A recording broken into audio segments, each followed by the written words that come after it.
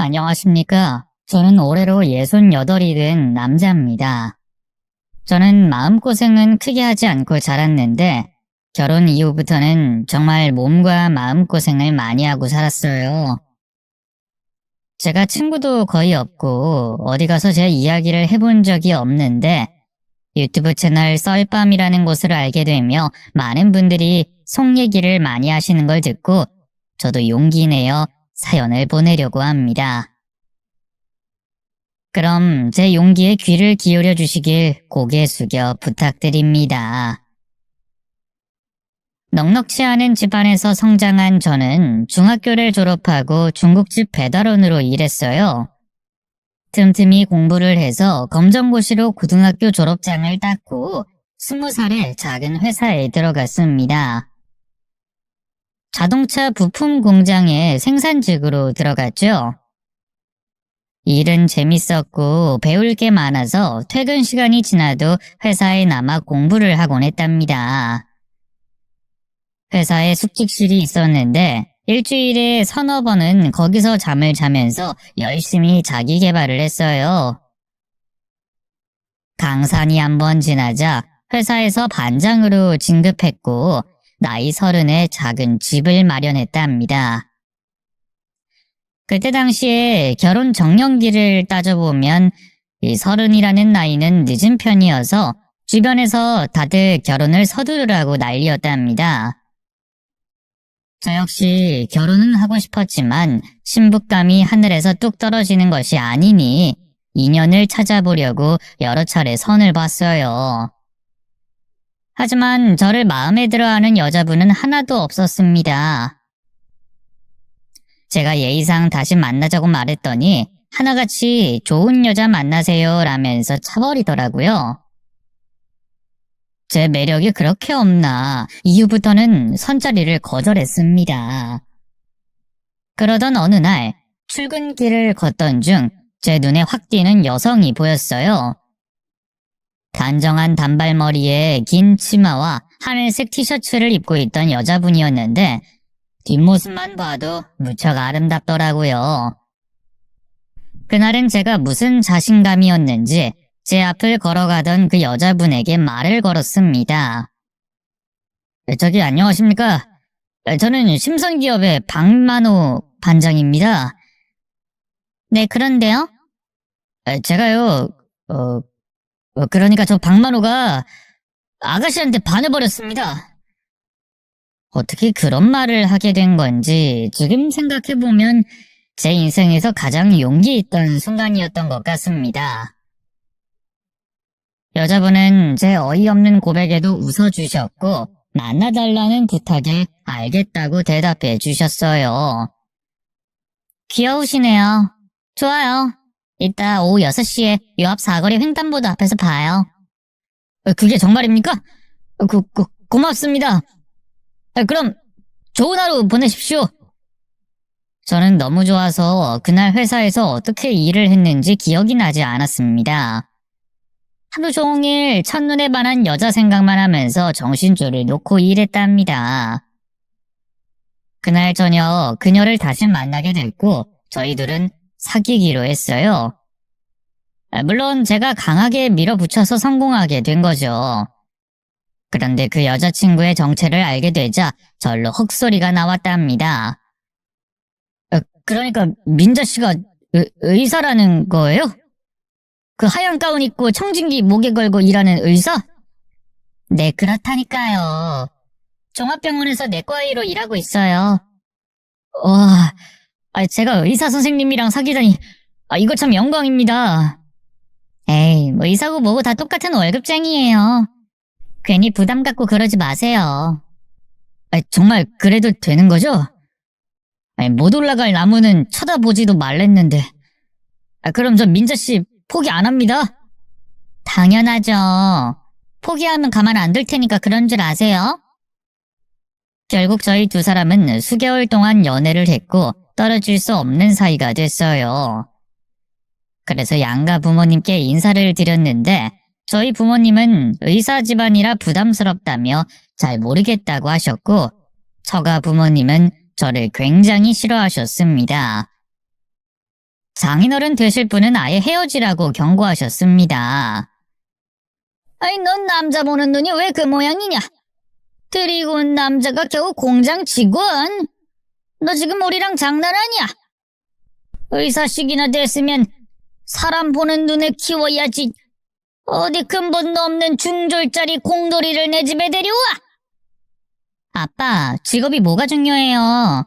제가 사랑하는 남자는 만호 씨라고요. 우리 결혼하게 허락해 주세요. 호적에서 파버릴래! 당장 이놈 데리고 안 나가! 처가 부모님이 완강하게 반대를 하셔서 제가 무릎 꿇고 받아달라고 빌어도 봤어요.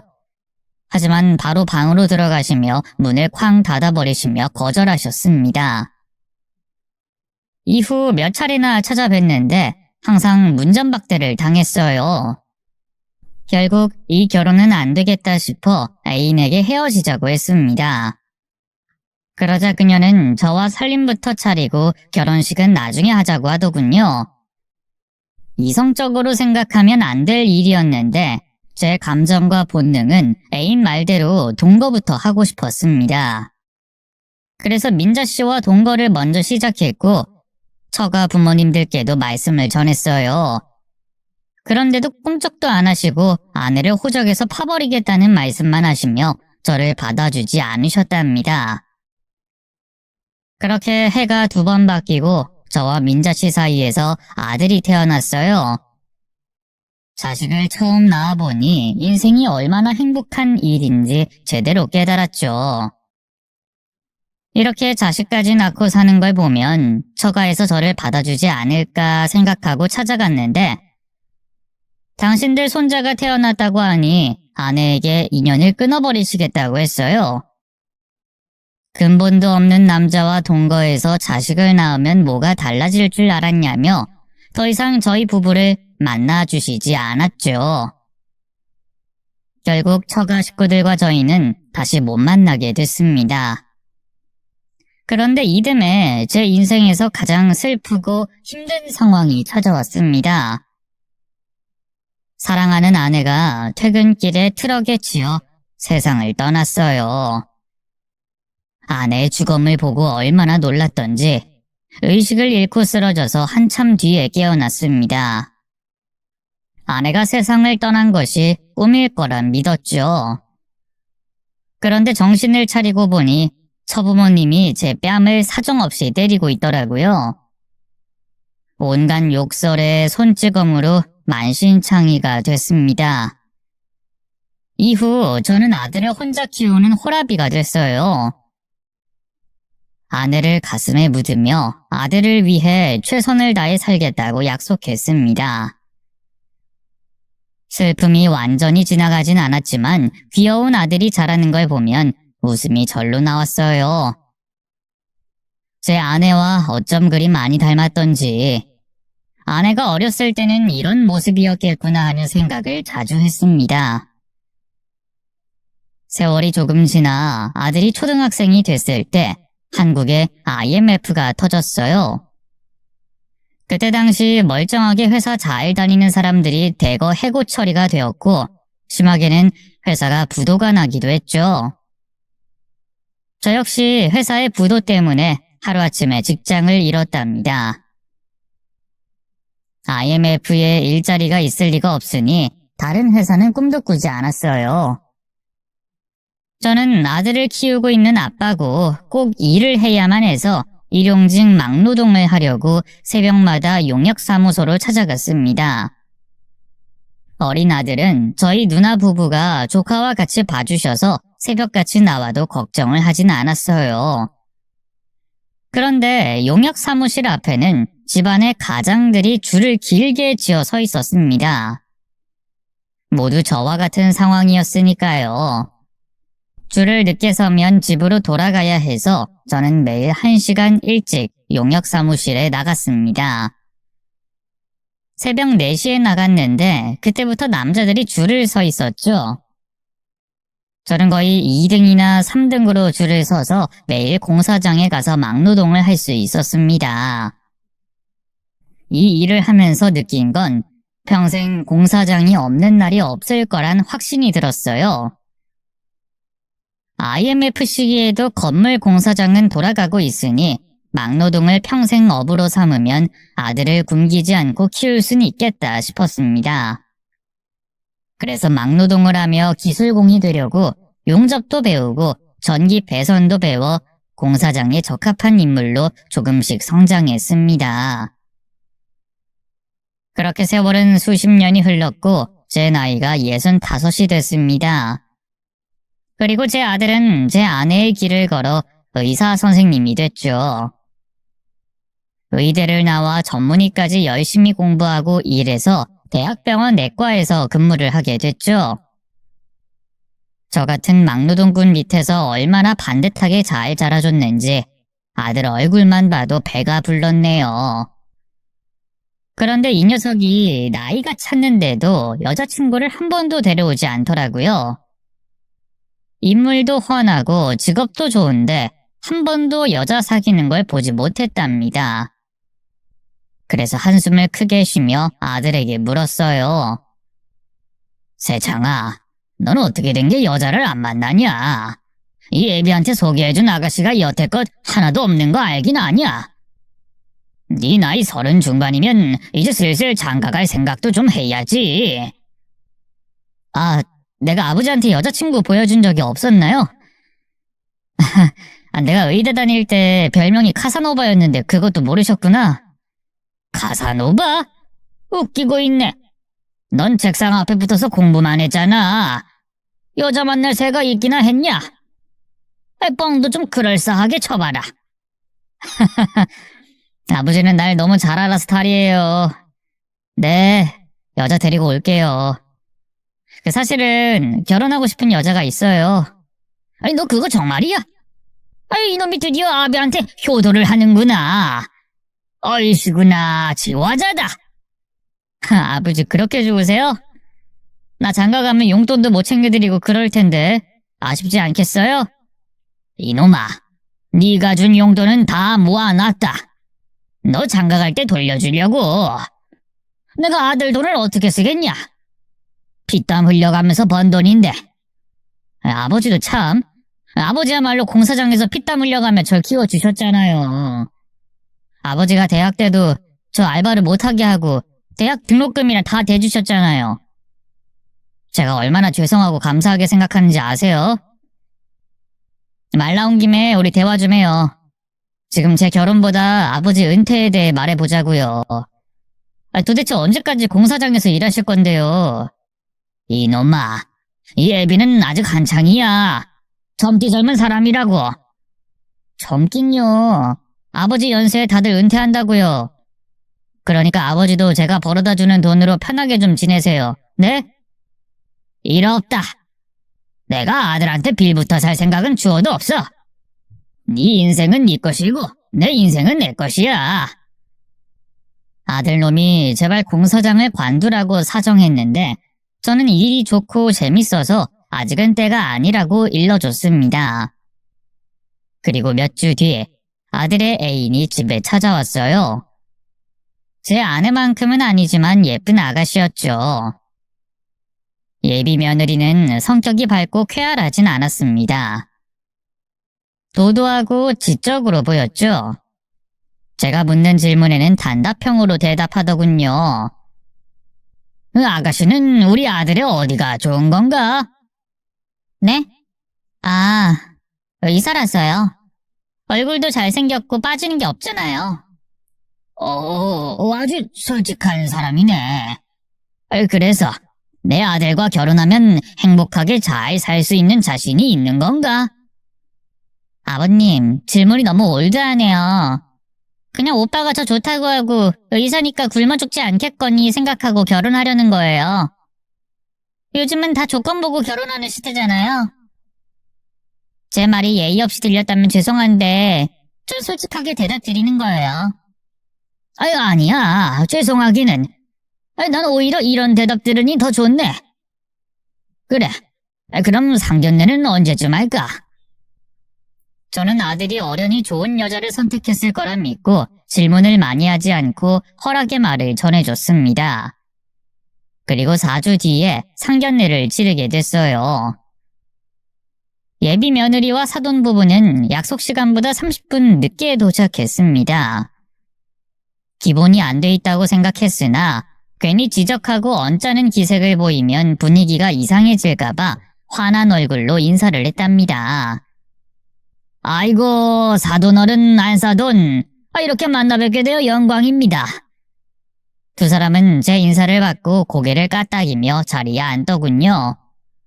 악수하려고 오른손을 내밀었는데 사돈어른은 가볍게 무시했습니다.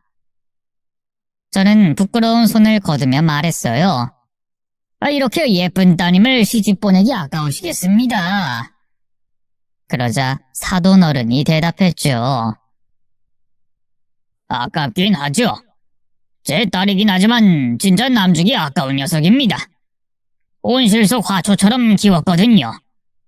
또 제가 딸 바보라 시집 간다는 말을 듣고 꽤 우울했습니다. 아유, 그럴만도 하죠. 제가 사돈어른 입장이어도 같은 마음이었을 겁니다. 그래도 제 아들을 사위로 받아주시겠다고 하니 무척이나 감사합니다. 네네. 일단 식사부터 하시죠. 천천히 대화 나눠봅시다. 결혼 준비와 관련한 이야기를 나누면 한참 걸릴 테니 배부터 채우자고요. 그러죠. 좋습니다. 그래서 식사를 시작했는데 어색한 기류가 흘러 입에 잘 들어가지 않더라고요. 음식은 분명 비싸고 맛있는 것들이었는데 무슨 맛인지 기억이 나지 않았습니다. 이윽고 식사를 거의 다 하고 배를 채운 뒤 디저트를 기다리며 대화를 시작했답니다. 이번엔 안사돈이 말문을 열었습니다. 저기 박서방 모친은 어떻게 돌아가셨는지 여쭤봐도 될까요? 저는 교통사고로 세상을 떠났어요. 아들 녀석이 2돌 지났을 무렵에요. 그 이후부터는 저 혼자 쭉 아들을 키워오며 살았고요. 재혼도 안 하시고요? 대단하시다. 근데 제가 듣기로 돌아가신 안사돈이 의사였다고 하던데. 네. 그 아들이랑 같은 내과 전문의였어요. 그럼 사돈어른 직업은 뭔가요? 그 박서방한테 물어보질 않아서 궁금하네요. 저는 공사장에서 일하는 기술공입니다. 네? 공사장이요? 그럼 노가다를 말씀하시는 건가요? 그렇죠, 노가다. 막노동. 이렇게 말하는 직업이죠. 그래도 기술공이라 꽤 대우가 좋습니다. 저는 자랑스럽게 제 직업을 밝혔는데 사돈 부부는 별로 좋아하지 않는 것 같았어요. 다시 안사돈이 입을 열었습니다. 막노동꾼이라. 직업은 그렇다 치고 애들 신혼집은 어느 정도 해줄 수 있어요? 저희는 강남에 40평대 아파트를 원하는데요. 강남이요? 그 먼 곳에 신혼집을 차리겠다고요? 사돈, 제 딸 데리고 가는 건데 그 정도는 써야죠. 설마 그 정도 능력 없는 건가요? 네. 제가 돈을 열심히 모으긴 했지만 아무래도 강남의 집은 힘들 것 같군요. 제 아들도 전문의가 된 지 얼마 안 돼서 대출만 잔뜩 받아야 할 것 같아요. 그러지 말고 처음 시작하는 신혼집은 외곽에도 좋은 곳이 많으니까 적당한 곳을 골라보는 게 어때요? 우린 강남 아니면 안 됩니다. 그리고 우리가 때가 되면 박서방 개인 병원도 차려줄 생각인데 그 정도는 받아야죠. 그렇게까지 해주실 생각이셨군요. 근데 사돈 두 분은 어떤 일을 하시길래 개인 병원까지 차려주시겠다는 건가요? 저도 사돈 두 분에 대해 들은 게 없어서 여쭙는 겁니다. 저희는 장사꾼이에요. 고급 술집을 운영하고 있죠. 장사를 하시는군요. 그래서 그렇게 부티가 나셨구나. 사돈어른, 제 질문에 아직 마음에 차는 답을 안 하셨네요. 애들 신혼집을 강남에 해주실 수 있겠어요? 저는 머릿속으로 숫자를 열심히 돌리다가 이내 대답했습니다. 하나밖에 없는 아들의 결혼인데 뭔들 못해주겠습니까? 제가 모은 재산과 대출을 좀 많이 받으면 충분히 마련해줄 수 있을 겁니다. 오케이, 그럼 됐어요. 강남에 아파트 한 채 받으면 우리 조건은 끝이에요. 사돈 형편이 어렵다고 하시니 더 요구했다간 파산할지도 모르니 적당히 하도록 하죠. 사돈 부부는 처음부터 계속 냉랭한 말투로 저를 대하더군요. 상견례 자리가 아니라 취조당하는 기분이었습니다. 어쨌든 아들을 위한 일이니 끝내 강남에 아파트를 해주기로 결론을 냈습니다. 그런데 사돈 부부가 속닥거리면서 비밀 대화를 나누더군요. 그리곤 사돈 어른이 저에게 명령조로 말했습니다. 사돈, 조건 하나만 더 할게요. 결혼식장에 나누셨으면 합니다. 막노동꾼이 혼주인 건 보기 좀 그렇잖아요. 저희가 고급진 이미지의 대역 알바를 불러서 사업가 집안과 결혼하는 걸로 할 거예요. 아실지 모르겠지만 이 비즈니스를 하려면 사람들 눈에 비춰지는 게 아주 중요하거든요. 그러니까 사돈은 결혼식에 나오지 마십시오. 이게 우리 조건입니다. 저는 그 말을 듣고 한참 동안 멍하니 앞만 보고 있었어요. 이게 말인지 막걸리인지 구분이 되지 않았거든요. 농담을 하는 건지 진지하게 요구하는 건지 가늠이 되지 않았습니다. 제 상식에선 이해할 수 없는 말이었으니까요. 그래서 전 되물었습니다. 지금 뭐라고 하신 거죠? 제가 말귀를 잘 못 알아들은 것 같네요. 다시 한번 말씀해 주시죠.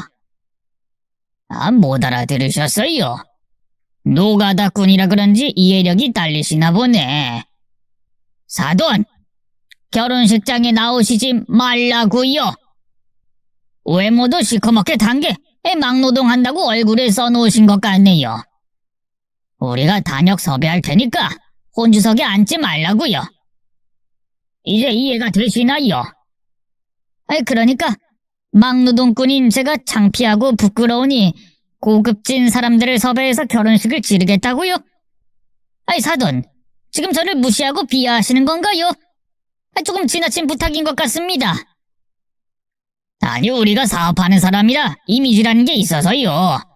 우리 가게에 연예인들도 오고 그러는 곳이라고요. VIP 손님들이 축하하러 오실 건데 막노동꾼 사돈을 소개하긴 좀 그렇잖아요. 사돈이 다시 한번 제 직업과 제 시커먼 외모를 지적하면서 결혼식장에 나타나지 말라고 하더군요. 그 말을 듣고 아들 얼굴을 봤는데 무표정한 모습이었습니다. 이 녀석이 결혼을 하고 싶은 거구나 하는 생각이 들어서 저는 사돈 말에 동의하기로 했습니다. 네, 무슨 말씀인지 잘 이해했습니다. 그럼 혼주석에 앉힐 단역을 잘 골라서 예식 치르시죠. 이야, 우리 사돈 시원시원하시네. 처음엔 말귀를 못 알아들어서 답답한 막노동 작부라 무식한 줄 알았는데 그래도 정신머린 좀 깨어있는 것 같군요. 좋아요. 그럼 결혼식장에서는 보지 않은 걸로 합시다. 아들을 위해 못할 게 뭐가 있나 하는 심정으로 사돈의 말에 가볍게 웃어 보였습니다. 그런데 그 순간 무표정한 아들이 테이블을 두 주먹으로 내리쳤답니다. 다들 깜짝 놀라서 이목이 쏠렸어요. 장인어른 장모님! 해도 너무하시는 거 아닙니까? 지금 제 아버지를 모욕한 것도 모자라 결혼식장에 나타나지 말라고요? 이게 어느 나라 법입니까? 두 분 체면 차려야 한다고 제 아버지더러 결혼식에서 빠지라니! 이게 말이 된다고 생각하세요? 박서방, 이거 왜 이러나? 어른들끼리 입 맞추고 끝내려는데 왜 나서고 그래? 이런 목 같은 것들! 더럽고 추악해서 이 결혼 안 해! 아들은 테이블을 다시 한번 주먹으로 내리쳤습니다. 그랬더니 예비 며느리가 흥분해서 아들의 따귀를 날렸어요. 이 자식이 어디서 우리 부모님한테 큰 소리를 내? 우리 엄마 아빠가 한 것도 아닌데 왜 지랄 연병이냐고! 그러자 제 아들도 예비 며느리의 따귀를 날렸습니다. 너만 손 찍어 말 줄 아냐? 이게 어디서 무식하게 싸대기를 날려? 너희 부모가 내 아버지한테 하는 미친 소리 들었으면 너라도 말려야지. 왜 가만히 앉아서 듣고만 있어? 이놈 웃기는 놈이네. 야, 우리 부모님이 이미지 관리해야 한다고 하잖아. 네 애비 봐봐. 생긴 것도 무슨 섬에서 일하는 염전노예 면상 같잖아. 나도 쪽팔려서 저런 노인네가 혼주석에 앉아있는 거 싫다고. 네가 조금 까칠한 여자인 줄 알았지. 이 정도로 밑바닥인 쓰레기인 줄은 오늘에서야 알았다. 너나 네 부모나 기본 예의와 상식이 없는 천박한 것들이야. 아들이 무지막지한 막말을 하자 사돈어른이 제 아들에게 달려들며 멱살을 잡아챘습니다. 주먹질을 하며 자기 딸을 왜 건드리냐고 쌍욕을 퍼붓더군요. 이 하층민 자식아! 어디 내 공주 같은 딸 얼굴에 손을 올려! 의사라고 참고 봐주려고 했더니 이거 아주 지애비를 닮아 근본 없는 놈이잖아. 너 오늘 내 손에 뒤졌어. 그 광경을 보자 저 역시 온몸이 흥분으로 들썩이며 뛰어올라 몸을 던져 사돈어른을 아들에게서 떨어뜨렸습니다. 똑같이 주먹으로 응징해줬죠. 네 놈이 내 귀한 아들을 왜 건드려? 고작 술 장사하면서 내가 쪽팔리다고? 이 어리석군 무식한 놈아. 요즘 재벌도 너같이 안 해, 이 쫄부 새끼야. 이 부자가 쌍으로 지랄을 하니. 좋아, 해보자고. 이 마누라 돼지놈아. 이 악마 같은 놈, 이젠 하다하다 내 아내를 욕해. 니들 오늘 다 내가 씹어먹어주겠어. 양가 식구는 득달같이 달려들며 치고받고 싸웠습니다. 식당 룸 안에서 소란이 커지자 종업원들이 때로 몰려 들어와서 말렸어요. 상견례 자리가 싸움터가 돼버려 제대로 결혼을 말아먹게 됐습니다. 아들과 저는 식당에서 나와 나란히 걸으며 대화를 나눴습니다. 아들, 미안하다. 아버지가 잘난 게 없어서 이사달이 났다. 아버지가 뭐가 미안해요. 저 집안 식구들이 완전 쓰레기지. 난 저것들 착한 사람들이라고 생각했어요. 내가 인사하러 갔을 때는 아주 점잖게 대하더니 여기선 바닥치는 모습을 보이네요. 아버지, 저런 것들하고 한 식구 되느니 차라리 혼자 사는 게 나아요. 아유, 혼자 사는 게 나은 건 아니지만 저런 집안에 내 귀한 아들을 줄 수는 없다. 그러니까 다른 여자를 찾아봐라. 아버지, 걱정하지 마세요. 제가 오늘 데리고 온 여자보다 100배는 나은 여자 데려올 테니까. 그래. 그렇게만 해주면 내가 오늘 일을 잊어버릴 수 있겠다. 젊었을 때 네 엄마랑 나 사이를 받아주지 않던 사람들이 생각나는 하루였다. 아들은 그게 누구냐고 물었는데 제가 처부모님 이야기는 하지 않았어요. 지금은 두 분 다 돌아가셨고 아주 오래된 일이니 말을 삼켜버렸죠. 그렇게 아들 상견례를 제대로 망치고 공사장에서 일하고 있던 중 어깨를 심하게 다쳤습니다. 무거운 걸 들다가 어깨 회전근이 찢어져서 병원에서 입원 생활을 하고 퇴원해서도 공사장으로 복귀할 수 없었어요. 몸이 따라주지 않으니 강제로 은퇴하게 된 거죠. 하지만 저는 아직 젊다고 생각하고 다른 일을 찾기로 했답니다. 인터넷을 할 줄 몰라 벼룩시장 신문지를 가져와서 채용 공고란을 자세히 들여다봤어요. 그중 눈에 띄는 곳이 있었습니다. 바로 아파트 경비원을 모집하는데 월 200만 원을 준다고 쓰여 있더라고요. 요즘 경비원 월급이 박봉이라고 난린데 어느 개념 있는 아파트에서 최저시급을 주기로 했나 보더라고요. 그래서 바로 전화를 걸어 경비원을 모집하냐고 물었더니 이력서를 들고 면접 보러 오라고 했죠. 이튿날 으리으리한 아파트 경비실로 면접을 보러 갔더니 아파트 부녀회장과 관리소장이 있더군요. 제가 공장에서 일했던 것과 수십 년간 공사장에서 성실하게 일한 게 끈기 있어 보였는지 바로 좋다면서 출근하라고 했어요. 어깨를 다치고 아무 일도 못하면 어쩌나 싶었는데 운 좋게 일을 시작할 수 있었습니다. 그래서 다음 날부터 일을 시작했는데 어려운 일은 거의 없었어요. 말 그대로 경비기 때문에 아파트에 드나드는 차량을 확인하고 CCTV를 보고 앉아서 주민의 안전을 살폈답니다. 또 지저분한 곳이 있으면 청소하고 깨끗이 치우면 또 할 것이 없었죠. 그런데 그 아파트에서 보지 말아야 할 사람들을 보고 말았습니다. 상견례장에서 봤던 예비 사돈 부부를 아파트 단지 안에서 마주치고 말았어요. 두 사람은 저를 바로 알아보더니 눈을 부릅뜨더군요. 이 개자식, 네가 여기 왜 있어? 뭐야? 그 옷은 설마 우리 아파트의 새로운 경비? 아휴, 이것들을 내 새 일터에서 만나다니 진짜 짜증나니. 어이 두 사람, 앞으로 마주쳐도 못 본 척하고 지냅시다. 서로 건들지 말자고요.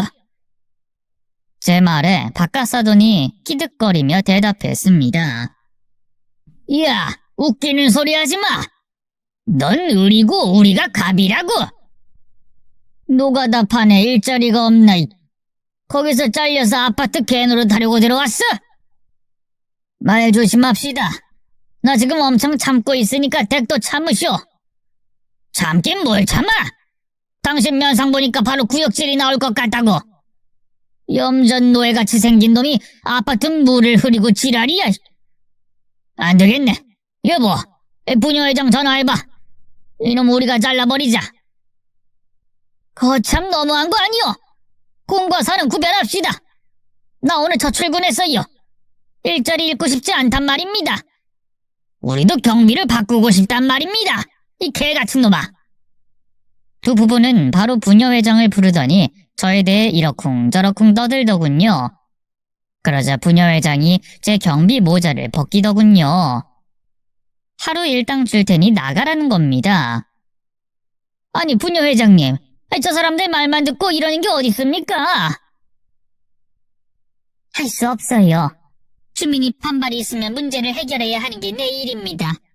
죄송하지만 다른 일자리 알아보세요. 결국 예비 사돈 부분 때문에 일한 지 반나절 만에 잘리고 말았습니다. 화가 나서 집에서 혼자 막걸리를 마시고 있는데 아들이 퇴근하고 들어와 무슨 일이냐고 묻더군요. 그래서 전 솔직하게 일러줬습니다. 아버지, 제가 일자리 구하지 말고 쉬시라고 했잖아요. 그렇게 왜 괜히 경비원으로 일을 구해서 그 인간들 만나서 기분을 망쳐요. 난들 알았겠냐? 그것들이 그 아파트에 살고 있는지 알았겠냐고. 하여튼 대한민국은 진짜 좁은 나라인가 보다. 오늘 제대로 망신당하고 와서 맨정신으로 있을 수가 없어. 오랜만에 술까지 마신다. 아버지, 천천히 드세요. 그리고 잊어버리세요. 아들은 한마디 위로를 하더니 막걸리 한 잔을 달라고 해서 같이 한잔하고 방에 들어가서 누웠습니다. 그리고 몇 주 동안 일자리를 찾지 못해 집에서 놀고 있는데 평일 오후에 아들에게 전화 한 통이 걸려왔어요. 아버지, 오늘 아버지 생신인 거 아시죠? 축하드려요. 오늘이 내 생일이었냐? 아이고, 시간 가는 줄 몰랐네. 이래서 집에서 놀면 날짜를 헷갈린다니까. 아무튼 고맙다, 새창아. 아버지, 지금 좀 나오실 수 있어요? 제가 생신 선물 준비했는데 이걸 집으로 가져갈 수 있는 게 아니라서요. 선물? 아니, 뭔 선물이길래 그러냐? 너 쓸데없는데 돈 쓰고 그런 거 아니지? 아니에요. 진짜 좋은 선물이에요. 아버지가 보면 엄청 기뻐하실 겁니다. 주소 찍어드릴 테니까 택시 타고 오세요. 알았다. 옷 입고 출발하마. 저는 아들이 점심이라도 사주려는 것 같아 기분 좋게 택시를 타고 해당 주소로 찾아갔습니다. 엄청 높은 층의 건물이었는데 입구에서 아들이 저에게 손을 흔들고 있었어요. 아버지, 여기요. 얼른 오세요. 여기서 뭐하냐? 이 좋은 건물에서 밥이라도 사주려고? 밥은 좀 이따 먹고요. 일단 저랑 재밌는 거 구경해요. 아들이 건물 로비로 들어가더니 공무원 여러 명과 대화를 나누더라고요. 그리고는 지하에 들어가더니 강제로 문을 따고 급습했어요. 세창아, 뭔 일인데 그래? 아니, 저 사람들이 무슨 일을 하는지 모르겠지만 날 왜 여기로 부른 거야? 아버지 복수해 드리려고요. 자, 이제부터 재밌는 일 생길 겁니다. 아들의 말이 끝나기 무섭게 바로 지하 술집에서 예비 사돈 부부가 끌려 나왔어요. 그리고 공무원들은 가게 장부와 술을 모두 압수했답니다. 그리고 이 일을 주도하는 제 또래의 남자가 있었는데 아들이 그 남자를 저에게 소개해 주더군요. 아버지, 이쪽은 제 장인 되실 분이에요. 이 건물의 주인이시고 다른 건물도 몇 개 소유하시고 있어요. 뭐 장인? 너 벌써 애인이 생겼냐? 아무튼 인사드려야지. 안녕하십니까? 박만호라고 합니다. 아이고 사돈어른, 이렇게 뵙게 되어 반갑습니다. 얼마 전에 결혼 파토 났다고 소식을 듣고 제가 바로 박서방을 꼬셨습니다. 사실 제 딸이 박서방을 짝사랑하고 있었고 저희 부부도 박서방을 좋아했거든요. 장가 간다는 말에 아쉬워하고 있었는데 상견례장에서 있었던 일을 말해주더라고요. 그래서 제가 바로 사위로 영입하기로 했습니다. 사돈어른, 제가 아드님의 장인이 돼도 괜찮을까요? 네? 아니, 너무 갑작스러워서요. 그리고 지금 저 두 사람 일이 우선인 것 같은데요. 술집 장사하던 저것들이 왜 저러고 있는 거예요? 저것들이 그 사돈어른한테 함부로 대했다면서요. 막노동꾼이 혼주석에 앉는 건 싫다고 했던가요?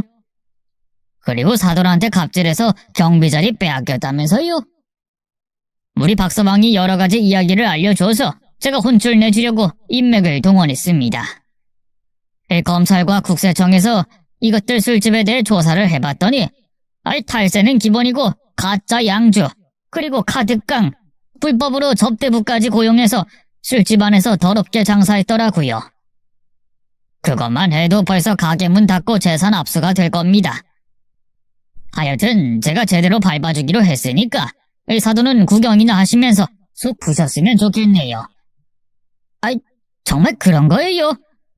근데 저것들 집안이 엄청 부자라고 하던데 이거 가지고 망할까요? 졸부라서 술집 망하고 세금 폭탄 맞으면 살던 집 팔아야 할 겁니다. 저것들 내 친구 검사한테 잡혀 나오네요. 어서 인사하시죠. 저는 갑작스러운 아들 호출에 나가봤더니 제대로 된 생일 선물을 줬더군요. 두 년놈은 저와 새 사돈 앞에 세워졌습니다. 전 사돈이 건물주 새 사돈에게 말문을 열었습니다. 건물주님, 이거 너무 하시는 거 아닙니까? 매달 비싼 돈 주고 장사하고 있는데 이런 식으로 엿먹이는 법이 어딨어요?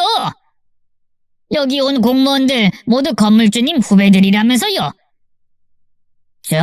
제가 하라는 대로 다 할 테니까 한 번만 봐주세요. 아이고, 김 사장. 인생이 당장 주저앉기 일보 직전이구만. 쫄부가 뭐 그렇지. 한번 나락가면 끝장이거든. 일단 여기 내 옆에 계신 내 사돈 어른께 사과부터 드려. 네? 사돈이요? 이 막노동꾼이랑 사돈 맺으려고요? 우리 딸이 버린 놈이랑 건물주님 딸이랑 결혼시키게요? 이게 무슨 개막장 전개입니까? 어이, 막장은 자네 식구들이나 막장이지. 나는 지금 쓰레기인 자네랑 자네 마누라를 사돈을 위해 복수하는 중이라고. 뭐라고요? 그럼 이게 다 이 박마누라는 사람이 꾸민 짓이에요? 이봐, 경비 자리 잘랐다고 이런 식으로 사람 뒤통수를 치는 거야?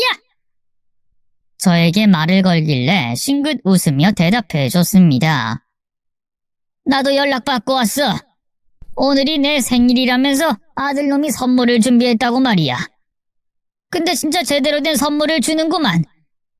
니들 부부가 나락가는 걸 생방송으로 보게 됐으니 말이야. 진짜 짜증나게. 이 막노동꾼 놈 때문에 우리 인생이 끝자락에 걸렸어. 이봐 노가다. 건물주님한테 말 좀 잘해서 공무원들 돌려보내라고 해줘. 싫은데. 난 지금 이 순간을 즐길 거야. 아주 재밌게 말이야. 제가 껄껄거리며 새 사돈의 얼굴을 보자 새 사돈도 같이 웃어줬습니다. 그리곤 새 사돈이 기회를 주겠다고 하더군요. 김 사장, 둘이 내 사돈에게 용서를 빌어봐. 그럼 내 후배들을 철수시킬지 생각해볼게. 네? 이 노가다꾼한테요? 이 무식한 놈한테 뭘 빌라는 겁니까? 모양새 빠지기. 어허, 내 귀한 사돈이 될 분한테 계속 말이 짧네. 그럼 이대로 망하든가. 그러자 전 사돈 부부가 자존심을 굽히고 제 앞에 무릎을 꿇더군요. 그리고는 억지로 사과를 했어요. 선생님, 저희가 잘못했습니다. 선생님의 직업을 비하하고 무시한 거 모두 사과드립니다. 저도요. 아빠랑 제가 원래 그런 사람은 아니고요. 일하면서 VIP들만 만나다 보니 사람을 우습게 보는 경향이 생겼어요. 그 선생님이 저희를 용서하시고 건물주님께 철수 좀 해달라고 해주세요. 아유, 선생님 정말 죄송했습니다. 이에 저는 두 사람을 놀려먹기로 했어요. 아유, 그 사과가 좀 싱거운데요. 좀 진심으로 해주시면 안 될까요? 뭐요? 무릎까지 꿇고 사과하는데 싱겁다니요? 엎드려 절이라도 하라는 말인가요? 네, 그렇게 해봐요. 그럼 내가 사과를 받아줄지도 모르니까.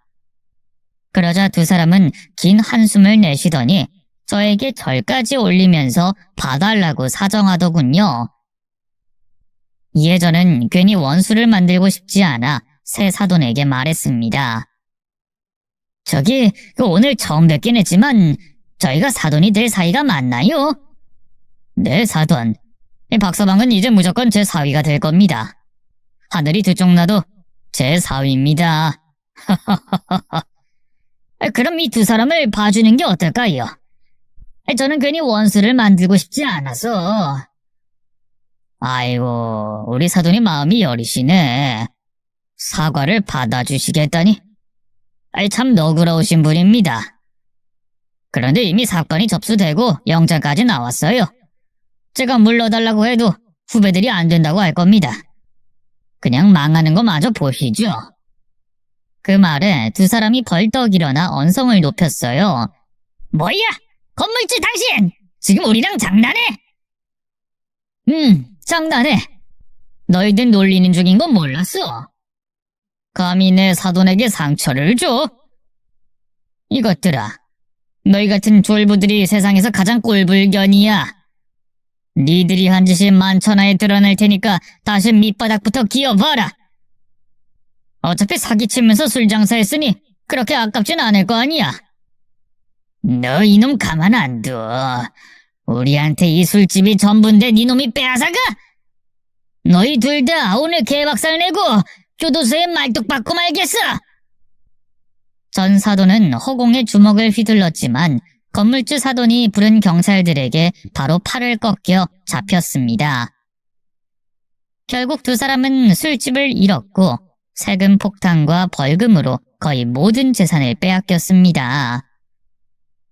그리고 아들이 새 며느리를 데리고 왔는데 정말 참하고 선한 아가씨였어요. 얼굴도 귀엽고 성격도 차분하고 예의가 바르더라고요. 새 사돈 부부 역시 착한 분들이라 제 직업에 대해 이야기를 듣고는 대단하다고 칭찬을 하셨습니다. 아이고 사돈, 그 안사돈 잃고 혼자 아들만 바라보고 열심히 살아오신 게 정말 존경스럽습니다. 우리 시대에는 다들 못 먹고 못 살던 시대 아닙니까? 이 베이비 부모의 IMF까지 겪은 가장들 아니겠어요? 저야 노가다판에서 아들 얼굴 떠올리면서 재밌게 일했어요. 사돈들이야말로 대단한 분들이죠. 두 분 다 자수성가한 의사라고 하시니 존경심이 절로 생깁니다. 우리도 못 살던 시절이 있었죠. 저랑 아내는 죽어라 공부해서 의대에 들어갔어요. 집안 도움 하나 못 받았는데 이제와 생각해보니 스스로 종합병원까지 개원하게 되니 진짜 뿌듯했습니다. 종합병원을 운영하시고 여러 채 상가까지 소유하고 계시다니 참으로 멋지십니다. 사돈, 듣자 하니 일을 하고 싶어 한다고 들었어요. 아이, 네. 그 어깨 다치고 공사장에는 못 돌아갈 것 같아서 경비원으로 일하려고 했었죠. 근데 결과는 그 사돈도 아시죠? 네. 그래서 말인데 제 건물에서 관리자로 일해보시는 건 어때요? 총관리 책임자로 스카우트하고 싶습니다. 네? 아닙니다. 제 아들한테 개인 병원 차려주신다면서 어떻게 저까지 신세를 지겠습니까? 아이, 신세라뇨. 이제 한 식구인데 서로 도울 수 있는 건 도와야죠. 그리고 건물 총관리 책임자가 하는 일이 절대 편하지 않아요. 머리도 많이 써야 하고 사람 스트레스도 심할 겁니다. 사돈은 잘 이겨낼 것 같으니 제안하는 거예요. 아유, 그렇군요. 그럼 저야 뭐 감사히 받도록 해야죠. 제가 최선을 다해 일해보겠습니다. 감사합니다, 사돈. 그렇게 저는 사돈의 건물에서 관리자로 일하게 됐고 얼마 뒤 아들을 장가 보냈습니다. 새 며느리가 아들을 오랜 시간 짝사랑해온 것도 감사한 일인데 결혼 파토가 나서도 제 아들을 받아준 걸 보니 엎드려 절하고 싶을 만큼 고마웠네요. 여하튼 아들 내외는 신혼부부로 새롭게 시작하게 됐습니다. 저는 상가에서 열심히 일하는 관리자로 소문이 나서 임차인들에게 응원을 받으며 일했어요. 2년 뒤 저 혼자 살던 집을 정리하고 조금 더 좋은 아파트로 이사 갔습니다. 아들이 많이 보태줘서 효도를 받고 말았네요. 게다가 좋은 차도 한 대 사줘서 편하게 출퇴근했답니다. 그렇게 소소하고 행복하게 지내고 있는데 충격적인 광경을 봤습니다. 저희 아파트 경비원이 화단에 오줌을 싸고 있는 겁니다. 너무 기가 막힌 저는 바로 경비원에게 항의했습니다. 이봐요, 경비 아저씨. 지금 뭐 하는 짓입니까? 화단에 오줌을 싸다니 당장 그만 싸지 못해요. 아이고, 죄송합니다. 제가 너무 급해서 여기 오줌을 싸버렸네요. 저기 선생님, 이 일은 비밀로 해주시면 안 될까요? 바지 지퍼를 올리고 저를 돌아본 경비원은 다름 아닌 전 사돈이었습니다. 아니, 당신이 우리 아파트에 왜 있어? 뭐야? 당신은 내 인생 망치고 우리 가정 파탄낸 그 막노동꾼? 원수는 외나무 다리에서 만난다더니 너 잘 만났다. 내가 너 때문에 쫄딱 망해서 경비질이나 하면서 연명하고 있다고. 경비원이 뭐가 어떻다고 당신 직업에 비하하고 그러나? 그리고 당신이 망한 게 어떻게 내 탓이야? 불법 실컷 저지르고 살다가 한 방에 훅 갔으면서. 이 막노동꾼이 그 사이 많이 컸구나. 좋은 차도 타고 이런 좋은 아파트에 사는 걸 보니. 그래, 우리 아들이 내과 전문이잖아. 우리 사돈이 개인 병원 개원해줘서 아주 잘 살고 있지. 이게 따지고 보면 다 당신 덕분이야. 하마터면 네 놈과 사돈을 맺었을 거 아니야. 다행히 그때 진상 부려줘서 고맙네. 이 개같은 놈이 감히 날 조롱해? 안 되겠어. 너 오늘 제삿날인 줄 알아. 안 그래도 경비짓거리 하는 거 지긋지긋했는데 오늘이 너랑 내가 같이 저승길 가는 날인가 보다. 아직도 철이 덜 들었구만. 나이를 어디로 처먹은 건가? 똥구녕으로 처먹었다, 이 거렁뱅이 노가다꺼 새끼야! 그놈은 빗자루를 들고 제 몸에 휘둘렀어요. 저는 뒷걸음질하며 이리저리 피하다가 빗자루 손잡이를 꽉 잡았습니다. 그리고 그놈을 밀어버려서 주차장 바닥에 넘어뜨렸습니다. 아이고, 나 죽네. 주민 여러분, 이놈이 경비한테 갑질하고 때립니다. 신고 좀 해주세요. 이봐, 졸부. 내 블랙박스에 다 찍혔거든. 이거로 네 놈을 잘라버릴 거야. 뭐? 그래, 잘라라. 어차피 여기서 더 내려갈 곳도 없고 차라리 돼지는 게 낫다고. 그놈은 끝까지 비관적이고 저를 크게 원망하고 있었습니다. 그래서 그놈이 원하는 대로 경비원 자리를 반납하게 하며 쫓아내버렸답니다. 주민에게 빗자루를 휘둘렀으니 충분히 퇴사 사유가 됐죠. 그리고 졸부 세 식구는 도시에서 버틸 수가 없어 지방에 싸구려 방을 구해 각자 허드렛 일을 하며 산다고 하더군요. 그게 제가 들은 마지막 소식이었습니다. 한편 제 며느리가 결혼 3주년이 되자 손녀딸을 낳게 됐어요. 이젠 이승에서 원하는 꿈을 모두 다 이룬 것 같습니다. 먼저 간 아내를 만나게 되면 꼭 하고 싶은 말이 있네요. 여보, 나 잘 살았지? 우리 아들 잘 키웠지? 라고 말이죠.